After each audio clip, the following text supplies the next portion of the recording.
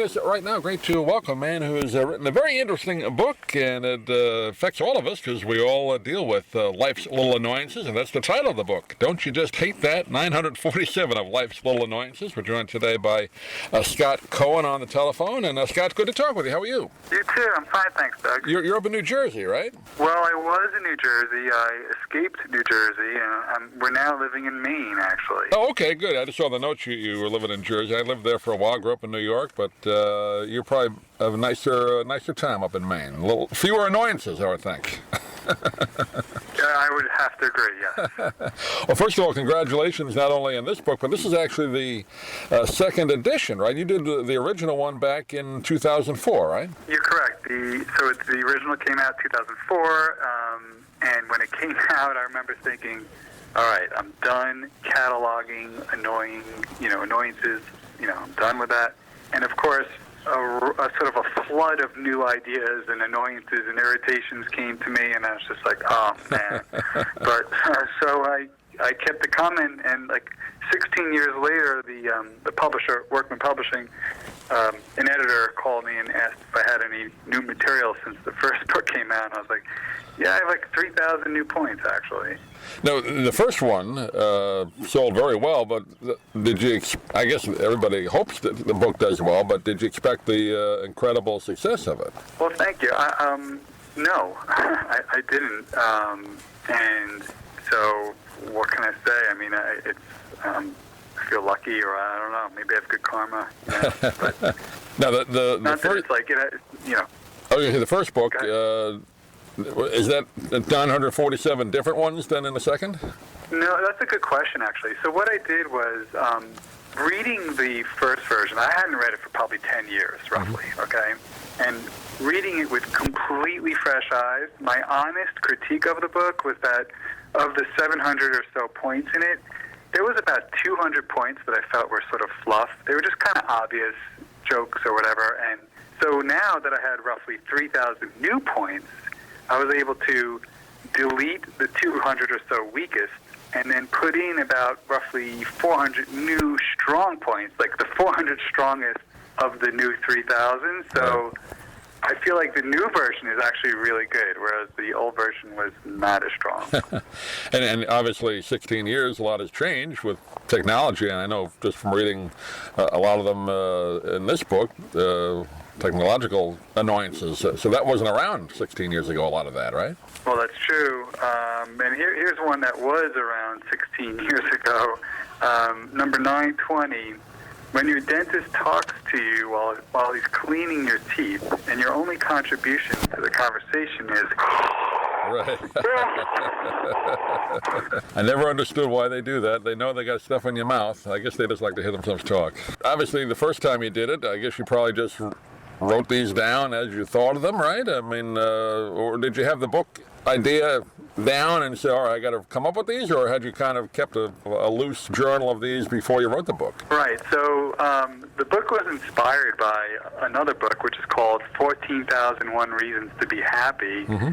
I was browsing through that many years ago, and I felt like, it'd be fun to like go the other direction with it, and that's what started the process. And then over the last 16 years, I've just been like, anytime something annoying happens, I'll just sort of write it down, number 18 is waiting behind people who look like they're online but aren't. Yeah. And like that happened to me, and I just, okay, there you go. Or like, this happened to me last Halloween, number 55, being unsure if someone is wearing a Halloween costume. They have some garbage bag on them. I'm like, is it raining and are you garbage? Are you garbage? I don't know. Well, the way people dress nowadays, they may be dressed up, they think they're dressed nicely. Right. So, like I said earlier, I moved from New Jersey to Maine, and we were digging up, just packing everything up, and this happened to me. This is number 161. When you dig up your old report cards and the comments about you still ring true, for example, not exactly organized. Yeah. I've read through the old report. You're right. Yeah, that can hit home. I got one, not great penmanship, which is still kind of true, but you don't need penmanship anymore. You just write on the computer. That's correct. That's right. And I want to give the audience, too, maybe they weren't aware of the previous book. It's a funny book. I mean, it's intended for, laughs, too, but there are some points in it that, there's also some aha moments, right? Well, thank you. I mean, there's definitely just some flat-out irritating aspects. Like 460 is receiving parenting advice from someone who isn't a parent. Yeah. There's really, I don't know. It is what it is. But I definitely, sure. I'm hoping it's funny. I mean, I was trying to. If you can make people laugh, that's a good thing, right? Now, do you get, I guess, since the first book, and probably now as well, do you get people emailing you or contacting with their annoyances that you put down in your journal, maybe for future use, or even for this second book? Right. So after the first one came out, I was getting emails, and there were a few good ones. I was like, wow, that's good. Thank you. I'll give you 0.0001% of the that's royalties, right. But yeah, I mean, we all experience this stuff. Here's number 625 that you never hear.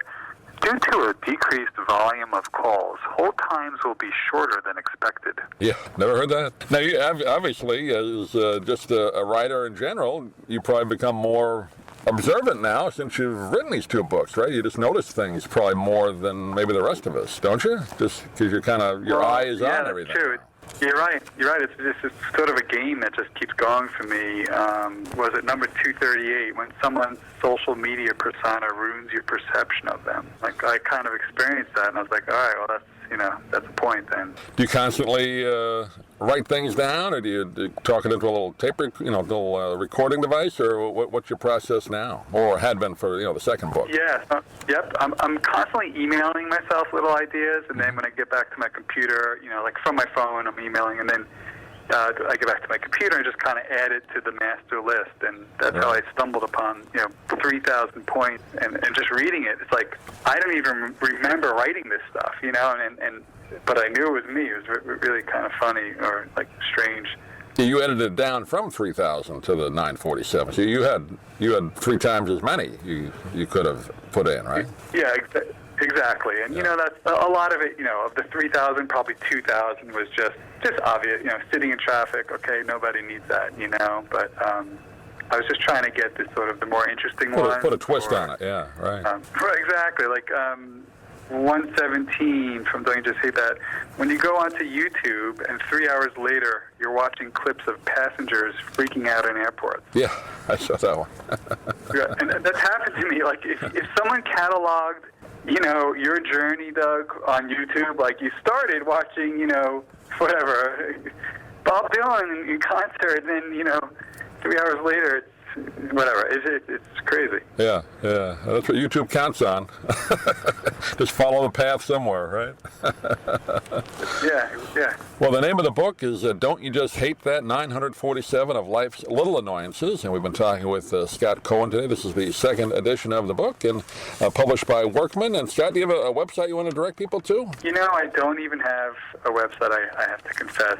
Thank you for asking. But, if anyone's interested in Don't You Just Hate That, if you go to Amazon.com. Okay. Yeah, we always put a link up, but we always want to give the author a chance to plug a website if they have it. But Scott, real pleasure talking to you. Good luck with the second edition, and if a third one comes out, we'd love to talk to you then. But thanks.